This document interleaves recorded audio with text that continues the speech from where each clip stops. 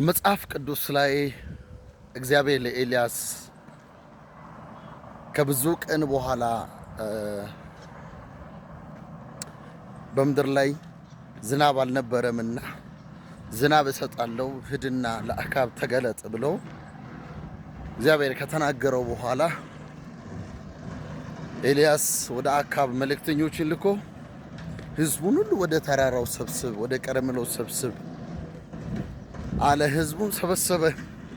እግዚአብሔርም ከሰማያት ክንዱን ላከ፣ እሳቱ ወረደ።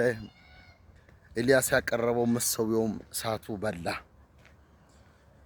ከዛ በኋላ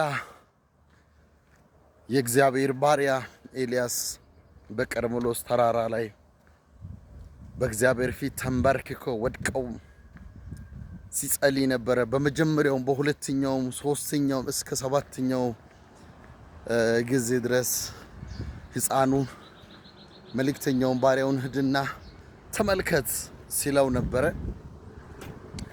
በመጨረሻው እጅ የምታይል ትንሽ ደመና ከባህር ወጣች ይላል።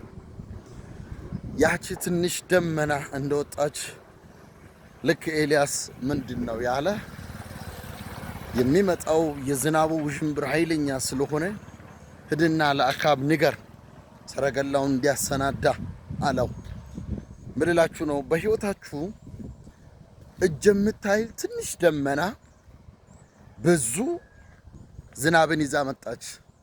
ብዙ የተፈጥሮን ገጽታ የሚቀይር የደረቀችን ምድር የሚያለመልም የደረቁ እጽዋቶችን እንደገና ህይወት እንዲያገኝ ነፍስን እንዲዘሩ ምክንያት የሆነው ያንን ዝናብ የመጣበት በትንሹ ደመና ነው። እግዚአብሔር አምላክ በህይወታችሁ በትንሹ ነገሮቻችሁ ላይ ስራ ይጀምራል። በትንሹ ነገሮቻችሁ ሲበዛ አያለው። እግዚአብሔር ትንሹ ነገራችሁን ያበዛዋል።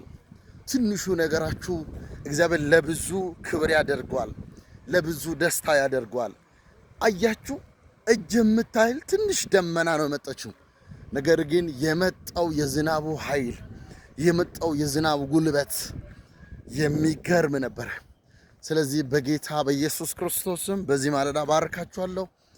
በነገሮቻችሁ ላይ፣ በመንገዳችሁ ላይ፣ በስራችሁ ላይ፣ በአገልግሎታችሁ ላይ እጅ የምታይል ትንሽ ደመና አንድ ጥቂት የምትመስል ምልክት ያላችሁ ብዙ ምርኮ ይዞ ይመጣል። ብዙ ኃይል ይዞ ይመጣል። ብዙ የእግዚአብሔርን ጉብኝት ተሸክሞ የሚመጡ ደመናዎች አሉ።